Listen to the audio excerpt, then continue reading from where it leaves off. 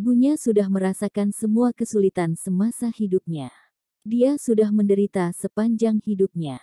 Keinginan terbesarnya dalam hidup adalah dimakamkan di makam keluarga Mas Hita setelah kematiannya, supaya diakui oleh keluarga Mas Hita. Setelah kematiannya, Bensu berusaha keras untuk akhirnya bisa mengubur ibunya di sudut kecil ini.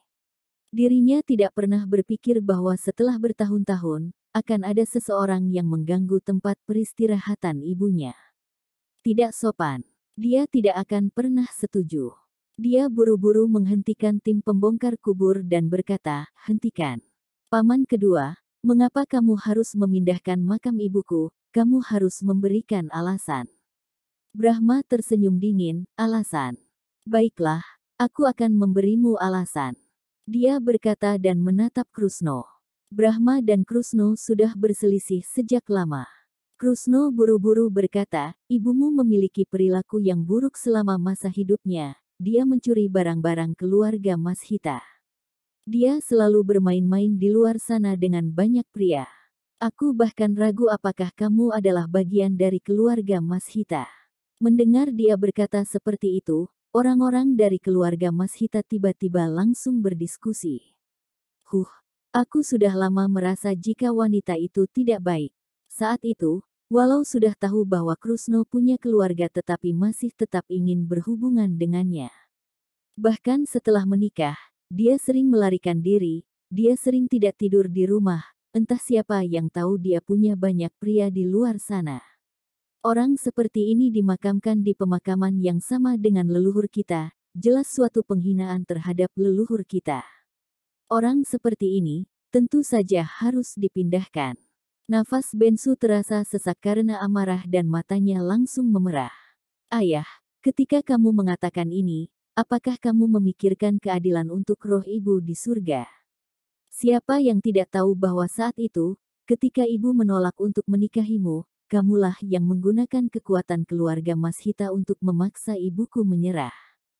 Setelah dia menikahimu, ibuku bekerja keras, rajin mengajar suami dan anak-anaknya, bahkan menghadapi intimidasi dari keluarga Mas Hita. Dia mentolerir semuanya karena tidak ingin mempersulitmu.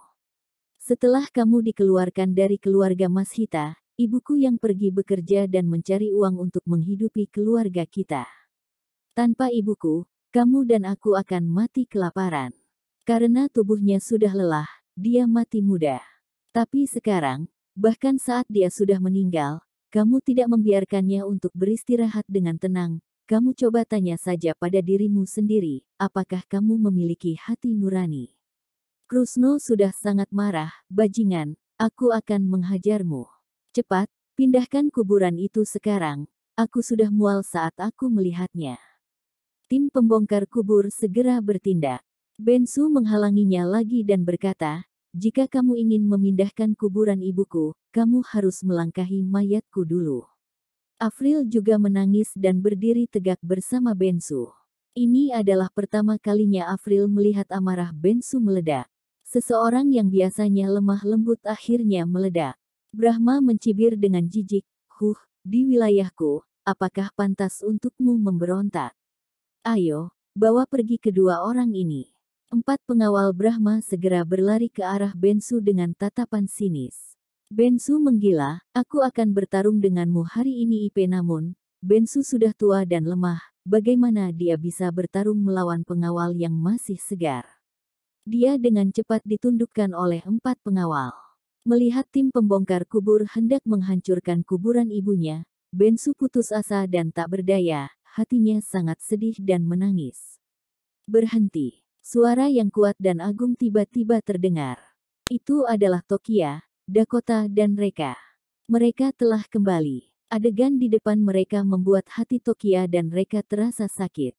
Tokia sibuk berlari, untuk mendorong penjaga keamanan, "Pergilah, jangan sentuh ayahku." Bensu berteriak, "Tokia, jangan khawatirkan aku, selamatkan makam nenekmu lebih penting. Mereka ingin memindahkan makam nenekmu." "Apa?" Tokia gemetar, "Memindahkan kuburan. Mengapa memindahkan kuburan tersebut? Ide siapa ini?" Afril berkata, "Itu ide kakekmu." "Apa?" Tokia memandang Krusno dengan tidak percaya, "Kakek, Itu istrimu, bagaimana kamu bisa begitu kejam? Pergi. Krusno memelototinya, memang buah jatuh tidak jauh dari pohonnya. Bensu tidak berbakti, sekarang kamu juga begitu. Apakah aku juga harus memberimu pelajaran? Cepat, pindahkan kuburannya. Siapa yang berani menghentikannya, patahkan kedua kakinya. Tunggu. Brahma tiba-tiba berbicara, Krusno, jangan terlalu ceroboh. Meskipun istrimu telah berbuat salah padamu, tetapi bagaimanapun juga, dia sudah melahirkan putra untuk keluarga Mashita. Memang tidak seberapa tapi setidaknya sudah melakukan yang seharusnya. Jangan bunuh mereka semua, tidak apa-apa memberi mereka kesempatan. Setelah melihat perubahan itu, Bensu buru-buru bertanya, kesempatan apa? Brahma berkata, beri kami proyek Lovely, setelah itu aku tidak akan memindahkan makam ibumu. Akhirnya, keluarga Tokia memiliki ide yang sangat baik. Pemindahan kubur itu hanya sebuah alasan. Mereka akan memindahkan makam dan mengancam agar menyerahkan proyek Lovely City. Bensu kesal, jadi begitu. Aku sangat meremehkan sikap tidak punya malu darimu. Jangan khawatir, proyek Lovely City adalah jiwa dan raga selama separuh hidup Tokia. Aku sebagai ayahnya, walau aku tidak bisa membantu banyak, tapi aku tidak akan merusak keinginannya. Aku tidak akan memberikanmu proyek Lovely City meskipun harus mati. Krusno mengancam, kalau begitu, segera pindahkan kuburannya. Bensu tertawa pasrah, aku bahkan tidak takut mati, tapi kamu masih akan bersikeras memindahkan kuburan ini. Krusno, oh, ini yang kamu bilang berbakti. Ini tidak lebih dari munafik. Ayo, pindahkan kuburan itu. Tokia berteriak, berhenti. Hentikan semuanya. Proyek Lovely City, aku setuju untuk memberikannya padamu. Bensu cemas, Tokia, kamu bicara omong kosong. Itu adalah pekerjaan yang sudah kamu kerjakan selama separuh hidupmu. Kamu tidak boleh merusak hasil kerja kerasmu hanya karena kepentingan pribadiku. Tokia menghela napas, ayah, jangan berkata apa-apa lagi. Nenek sudah banyak menderita selama hidupnya, kalau dia istirahatnya tidak tenang, aku tahu kamu pasti akan merasa bersalah seumur hidup. Uang masih bisa dicari kalau hilang, tidak apa-apa, tapi... Bensu masih menolak. Tokia menghentikannya, ayah, kali ini dengarkan aku. Mata Bensu memerah dan selama beberapa saat tidak mengatakan apapun. Avril tidak bisa menahan emosinya lagi, ia memeluk Tokia, menangis dengan keras, Tokiaku yang malang, bagaimana bisa hidupmu sangat menyedihkan. Kenapa kamu terlahir sebagai putri Bensu, seorang pecundang? Dia selalu ditindas di luar sana, bahkan sekarang ayahnya bergantung padamu. Anakku, ibu minta maaf karena tidak mampu mencarikan ayah yang lebih baik. Bensu semakin menyalahkan dirinya, menundukkan kepalanya dalam-dalam. Di sisi lain, Brahma sangat bersemangat. Tokia tidak bisa berkata-kata lagi. Dia buru-buru berkata, Riku, perjanjian pemindahan proyek Lovely City, kamu telah menandatanganinya kan? Cepat, minta Tokia menandatanganinya. Riku mengangguk dengan cepat, berjalan dengan surat perjanjian, menyerahkannya pada Tokia.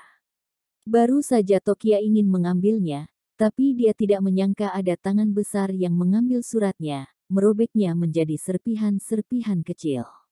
Pemilik tangan itu adalah Reka. Reka berkata sebaliknya, aku tidak setuju untuk menyerahkan proyek Lovely City. Riku kesal, bajingan. Beraninya kamu merobek kontrakku, siapa yang memberikanmu keberanian untuk melakukan ini? Brahma juga sangat marah, kemari, usir orang asing ini, dia tidak punya kepentingan untuk berada di pemakaman keluarga Mashita.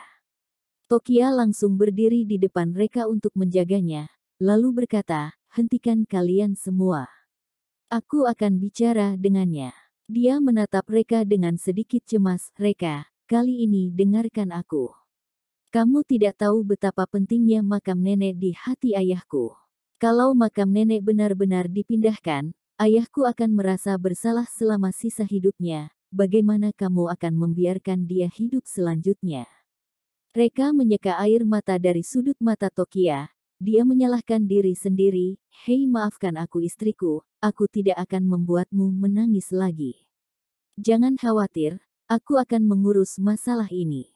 Lagi pula, makam ini cepat atau lambat memang harus dipindah, jadi lebih baik dipindahkan sekarang selama kita bisa.